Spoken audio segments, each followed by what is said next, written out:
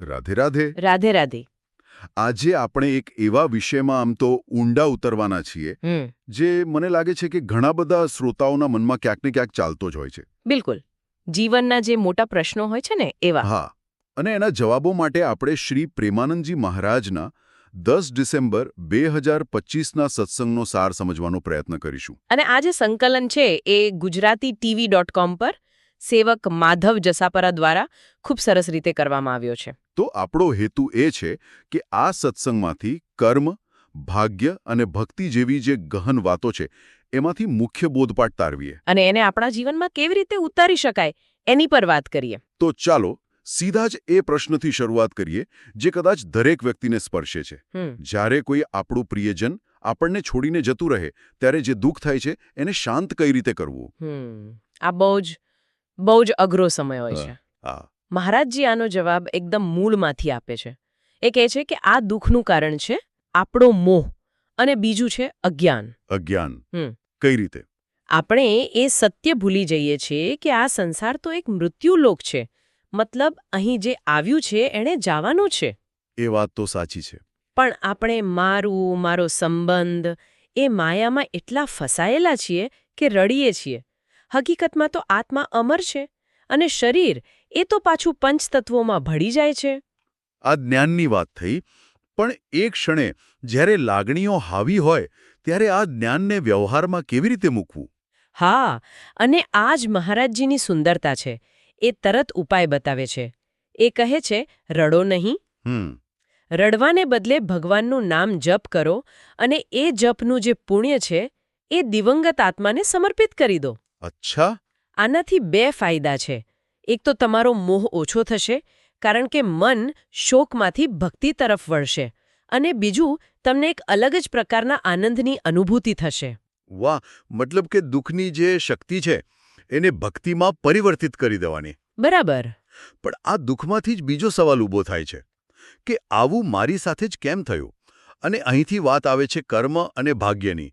આ બંનેમાં શું તફાવત છે? જન્મો જન્મના કર્મોનો સ્ટોક પડ્યો છે. ઓકે, એક અનંત વેરહાઉસ જેવું. બરાબર. પછી બીજું છે પ્રારબ્ધ કર્મ.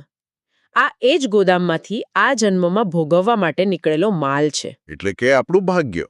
હા, આ જ આપણું ભાગ્ય કે નસીબ. અને ત્રીજું છે ક્રિયમાણ કર્મ. એટલે કે આપણે અત્યારે જે નવા કર્મો કરી રહ્યા છીએ, જે આપણે એ ગોદામમાં પાછો નવો માલ ભરી રહ્યા છીએ. આ ખરેખર રસપ્રદ છે. એટલે જ ક્યારેક એવું બને કે કોઈ સારો માણસ દુઃખી દેખાય કારણ કે એનું પ્રારબ્ધ ખરાબ છે. ચોક્કસ. અને એનાથી ઉલટું કોઈ ખરાબ કર્મ કરનાર વ્યક્તિ સુખી દેખાતી હોય તો એ પણ એના સારા પ્રારબ્ધને કારણે. પણ એનું અત્યારનું જે ખરાબ કર્મ છે એ ભવિષ્યમાં એને ફળ આપશે જ. આ સમજણ હોય ને તો મનમાં શાંતિ રહે. બરાબર. પણ આમાં એક બીજો પ્રશ્ન છે જે મને ખૂબ જ સ્પર્શી ગયો. ધારો કે મારા પ્રારબ્ધમાં લખેલું છે કે કોઈ વ્યક્તિ મને દુઃખ આપશે. હવે એ વ્યક્તિ આવે છે અને મને દુઃખ આપે છે, તો શું એને પાપ લાગશે? કારણ કે એ તો ખાલી એક નિમિત્ત બન્યો. સારો સવાલ છે. અને મહારાજજી સ્પષ્ટ કહે છે હા, એને ચોક્કસ પાપ લાગશે. પણ કેમ? કારણ કે ભગવાને એ વ્યક્તિને વિવેક બુદ્ધિ આપી હતી, એની પાસે પસંદગી હતી, એ મને માફ પણ કરી શકતો હતો. અચ્છા. પણ એણે દુઃખ આપવાનો રસ્તો પસંદ કર્યો, એટલે એણે પોતાના માટે એક નવું ક્રિયામાણ કર્મ બાંધી લીધું, જે એને ભોગવવું જ પડશે. અહીંથી જ વાત અહંકાર પર આવે છે, નહીં? કે હું કરું છું. જો હું એટલે કે અહંકારને છોડી દઈએ તો પછી કર્મ કોણ કરશે? તમે એકદમ સાચા મુદ્દા પર આવ્યા. મહારાજજી અહીં ગીતાનો સંદર્ભ આપે છે. ભગવાન કહે છે કે કર્મ આત્મા નથી કરતો, આત્મા તો સાક્ષી છે. તો પછી કર્મ કોણ કરે છે? કર્મો તો પ્રકૃતિના 3 ગુણો દ્વારા થાય છે: સત્વ, રજસ અને તમસ. પણ આપણને અજ્ઞાનને કારણે એવું લાગે છે કે હું કરતા છું. આ જે ભાવ છે ને એ જ અહંકાર છે, અને એ જ આપણને બાંધે છે. અને જેનો અહંકાર શૂન્ય થઈ ગયો હોય એનું શું? ગીતા કહે છે કે જે અહંકારથી મુક્ત છે એ ભલે આખી દુનિયાનો નાશ કરી દે તો પણ એને પાપ નથી લાગતું, કારણ કે એનામાં મેં કર્યું એવો ભાવ જ નથી. આ સમજવું થોડું અઘરું છે, પણ ખૂબ ગહન વાત છે. હા. તો ઠીક છે, આપણે મોહ, કર્મ અને અહંકાર સુધી પહોંચ્યા. હવે આ બધામાંથી મુક્ત થવાનો રસ્તો કયો? સાધના કઈ રીતે કરવી? અહીં મહારાજજી એક બહુ જ સુંદર ઉપમા આપે છે. એ કહે છે કે જેમ આપણે જમવાનો એક કોળિયો મોંમાં મૂકીએ તો એક સાથે 3 વસ્તુ થાય છે. 3 વસ્તુ કઈ કઈ? 1 ભૂખ ઓછી થાય, બીજું તૃપ્તિ મળે અને ત્રીજું શરીરને પુષ્ટિ મળે. આ બધું એક સાથે જ થાય છે, ખબર છે? હા, બરાબર. બસ એવી જ રીતે જ્યારે આપણે ભગવાનના નામનો એક જપ કરીએ છીએ ત્યારે એક સાથે 3 પરિણામ મળે છે. અચ્છા, થોડો ઘણા જપ પૂરતો નથી. અનંત જન્મોની વાસનાઓ છે એ તો દિવસના 12 કલાક જપની વાત કરે છે. હા, એમનો કહેવાનો ભાવ એ છે કે આપણી સમસ્યા ખૂબ મોટી છે એટલે પ્રયત્ન પણ એટલો જ મજબૂત હોવો જોઈએ. એમનો હેતુ આપણને ડરાવવાનો નથી પણ સાધનાની ગંભીરતા સમજાવવાનો છે. અને ઘણા લોકો એમ પણ માને છે કે અમે જપ નથી કરી શકતા પણ સત્સંગ સાંભળીએ તો છીએ, તો શું માત્ર શ્રવણથી કામ થઈ જાય? મહારાજજી અહીં પણ બહુ વ્યવહારુ વાત કરે છે. એ કહે છે કે ખાલી સાંભળવાથી કામ નહીં બને. કેમ? કારણ કે કાન ભલે સાંભળતા હોય પણ મન એ તો અંદરને અંદર સંસારનું જ ચિંતન કરતું હોય છે. મનને સીધું જ ભગવાનના સ્મરણમાં એટલે કે જપમાં લગાવવું પડે. સ્મરણ મુખ્ય છે. સાચી વાત. હવે સત્સંગમાં કેટલીક સાંસારિક સમસ્યાઓ પર પણ માર્ગદર્શન હતું, જેમ કે સરખામણી, બીજાની પ્રગતિ જોઈને જે ઈર્ષ્યા થાય છે એનું શું? હા, મહારાજજી કહે છે કે બીજાની ઉન્નતિ જોઈને બળવું નહીં. ભગવાને આપણને જે આપ્યું છે ને એમાં સંતોષ માનવો. આ વિષયમાં એમણે પોતાના પિતાજીનો એક પ્રસંગ પણ કહ્યો હતો ને? હા, ખૂબ જ સુંદર પ્રસંગ છે. એમના પિતાજીએ કોઈને ઘઉં વેચ્યા અને ભૂલથી 10 રૂપિયા વધારે આવી ગયા. ઓહો.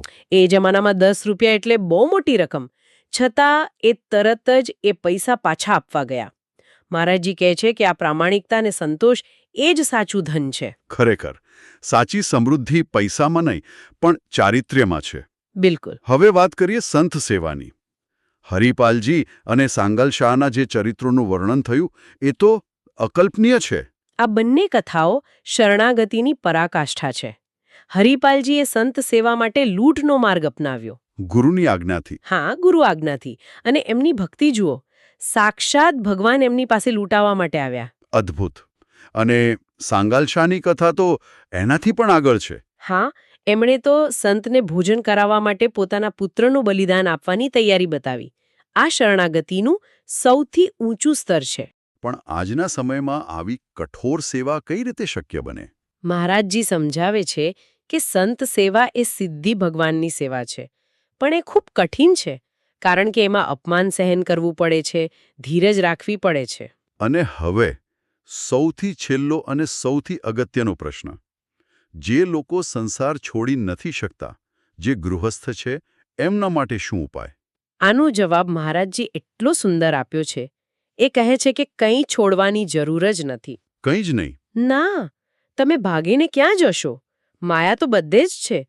ઉપાય ભાગવાનો નથી પણ સમર્પણ કરવાનો છે. સમર્પણ એટલે શું? હું જે કામ કરું છું એને કેવી રીતે સમર્પિત કરું? ખૂબ જ સરળ. તમે તમારું બધું કામ ઈમાનદારીથી કરો અને દિવસના અંતે ખાલી મનમાં એટલું જ કહો કે હે પ્રભુ, આજે મેં જે પણ કર્યું તે બધું તમને અર્પણ. કૃષ્ણાર્પણમસ્તુ. બસ આટલું જ? હા, બસ આટલું જ. આમ કરવાથી તમારા બધા કર્મો ભક્તિ બની જાય છે. તમે કર્મના બંધનમાંથી મુક્ત થઈ જાઓ છો. એટલે કર્મો છોડવાના નથી, પણ મેં કર્યું એ ભાવ છોડીને એને ભગવાન સાથે જોડી દેવાના છે. બરાબર. આ જ ભાગવત ધર્મ છે. ઘરે બેઠા કલ્યાણ થઈ જાય, ક્યાંય જવાની જરૂર નથી. આજના આખા વિશ્લેષણનો સાર કદાચ એ જ છે કે શાંતિ બહાર નથી, આપણી અંદર જ છે. હા, બસ મોહ, અહંકાર અને અજ્ઞાનના વાદળોને હટાવવાના છે અને એના માટે નામજપ, નિષ્કામ કર્મ અને સમર્પણનો માર્ગ બતાવ્યો છે. અને આ કોઈ પણ કરી શકે છે. અને આજના અંતે એક વિચારવા જેવો પ્રશ્ન મૂકી શકાય. હા, જરૂર. મહારાજજીએ કહ્યું કે દિવસભર કરેલા કર્મોને અંતમાં ફક્ત કૃષ્ણાર્પણમસ્તુ કહેવાથી એ બંધનમાંથી મુક્તિ અપાવે છે. જો ફક્ત એક સંકલ્પ માત્રથી, એક ભાવ માત્રથી આપણા કલાકોના કર્મનું ફળ બદલાઈ શકતું હોય તો આપણા જીવનની દરેક ક્ષણમાં, દરેક કાર્ય પાછળ રહેલી આપણી ભાવનાની શક્તિ કેટલી હશે. ખૂબ જ ગહન વિચાર. આ પ્રશ્ન સાથે જ આપણે આજના શ્રોતાઓને છોડીએ છીએ. રાધે રાધે. રાધે રાધે. જો આપને આ વાર્તાલાપ સારો લાગ્યો હોય તો આપના અભિપ્રાય કોમેન્ટમાં લખી અમને મોકલવાનું ચૂકશો નહીં. અને હા, GujaratiTV.com ને લાઇક, મિત્રો સાથે શેર અને સબસ્ક્રાઇબ કરવાનું ભૂલશો નહીં. રાધે રાધે.